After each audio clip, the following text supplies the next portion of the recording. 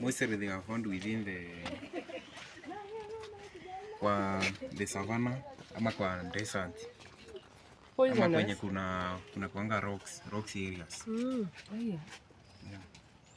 Hawa wanakuanga wabaya sana. They huwa wanatema hii mate yao yenye ni sumu once per day na mostly ni asubuhi. Yeah. Unaona hiyo mate yao inakuanga poisonous. Huyu tuseme kama ametoka.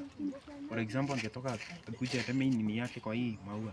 Hii inakauka yote. Hiyo inakuanga mbaya sana. By the way kwa hii park kwa wanyama wote wenye wako kwa hii park mwenye ni mbaya sana ni huyu. Ni mbaya sana. Na kumuua inakuanga ngumu, hii ngozi yake inakuanga ngumu sana. Yeah. Mostly they feed on tunyama hizo mifupa. Yeah, ndio tunawapeanga.